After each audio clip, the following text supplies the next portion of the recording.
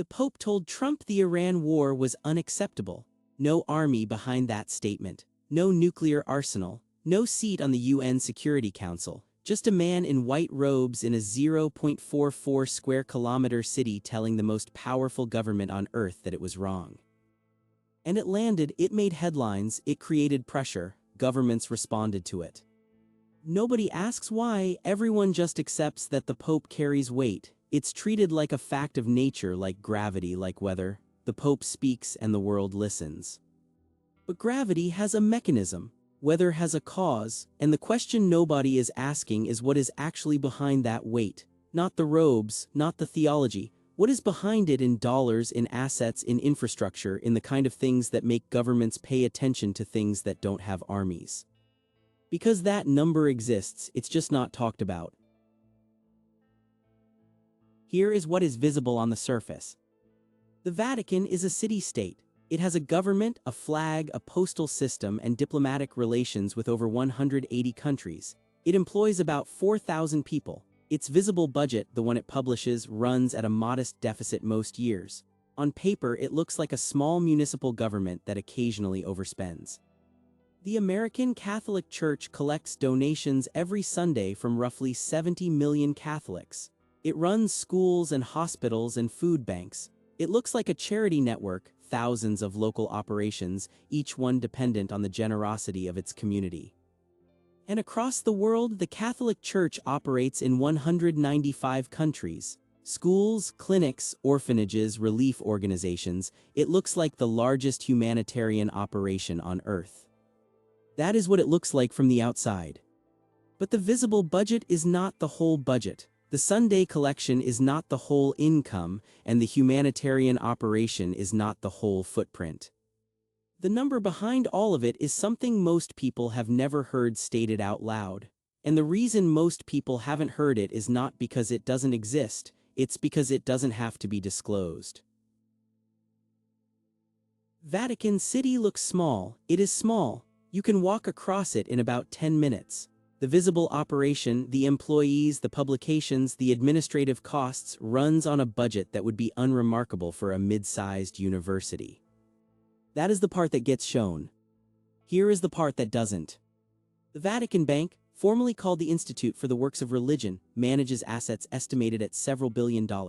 The Vatican's real estate holdings outside Vatican City include properties across Rome, across Italy, and across Europe, office buildings, apartment complexes, commercial properties, with estimates ranging from $10 billion to over $30 billion in value. Then there are the art holdings. The Vatican Museums contain one of the largest and most valuable art collections in human history. No serious appraisal of its full value has ever been made public. Estimates start in the tens of billions and go up from there. The total picture, real estate, financial assets, art, institutional holdings accumulated over roughly 17 centuries, is estimated by financial analysts at somewhere between $10 billion and $1 trillion. That range exists not because the number is unknowable. It exists because the Vatican does not have to tell anyone what it owns. A sovereign entity with no public disclosure requirements and no external auditor. Think about what that means. There is a person walking around in this world whose net worth nobody knows, not approximately, not within an order of magnitude. And everywhere that person goes, doors open. You don't need to know the exact number to know that the number is working. The image most people have of the American Catholic Church is a parish, a neighborhood building, a Sunday collection plate, a priest, a school attached to the back, local, community-based, modest. That image is accurate for the individual parish. It is not accurate for the institution. The American Catholic Church is the largest private healthcare provider in the United States. 1 in every 6 hospital beds in America is in a Catholic-run facility, not 1 in 100, not 1 in 50, 1 in 6. That is not a charity operation running on donation money. That is a healthcare infrastructure that the American medical system cannot function without. The school network runs to over 6,000 institutions, from elementary schools to major research universities. The Social Services Network, Catholic Charities, is the largest private social services organization in the country, distributing billions of dollars in aid annually, much of it funded not by donations but by government contracts. Add the real estate, Add the endowments.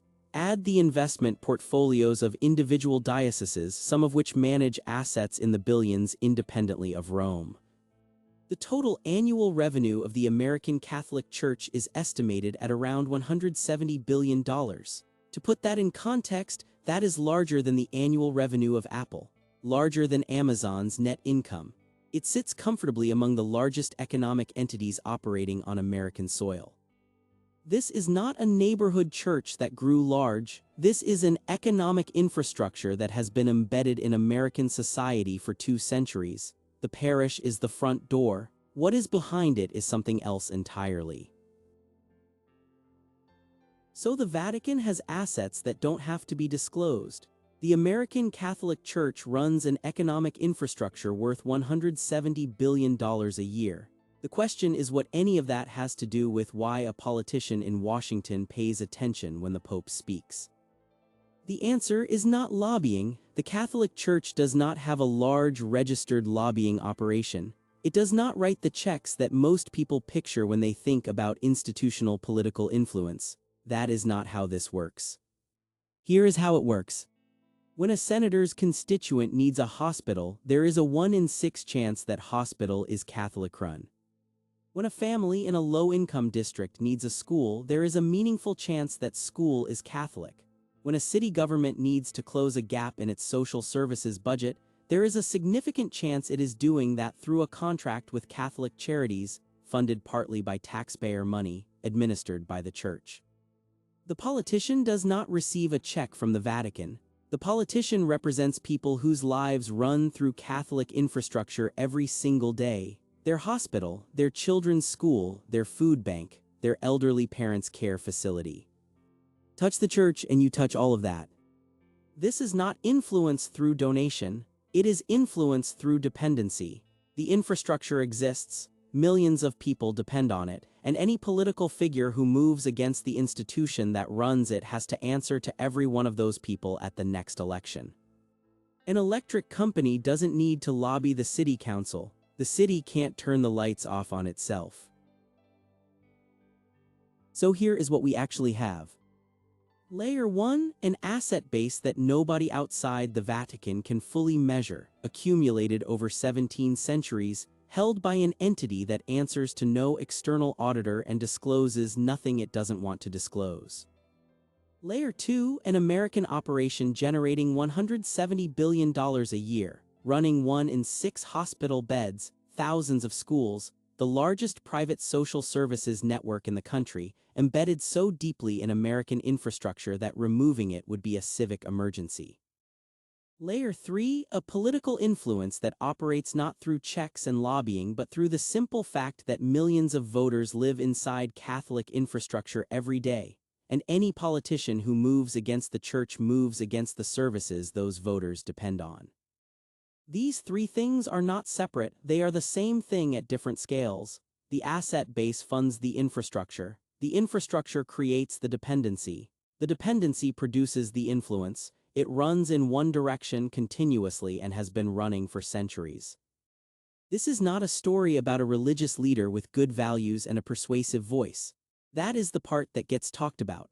The part that doesn't get talked about is that behind the voice there is a balance sheet that no one has ever fully seen, an infrastructure that America cannot operationally remove, and a political reality that follows directly from both. The moral authority is real, but it is not floating in the air, it is sitting on top of something, and now you know roughly what that something is worth. We started with a scene. The Pope told Trump the Iran war was unacceptable. No army, no Security Council seat, no nuclear deterrent, just a statement from a 0.44 square kilometer city. And it landed. Now we know a little more about why. An asset base accumulated over 17 centuries that no external auditor has ever fully measured. A $170 billion annual operation embedded in American hospitals, schools, and social services. A political reality built not on lobbying, but on the simple fact that millions of voters live inside Catholic infrastructure every single day. That is what is behind the statement. The question that started this video was, how is it possible that the Pope can stand up to the most powerful government on earth with no army and no formal power? There are two ways to answer that. The first is that the Pope speaks with a moral authority that transcends politics, that 17 centuries of spiritual leadership have earned a voice that governments cannot ignore regardless of what it costs them.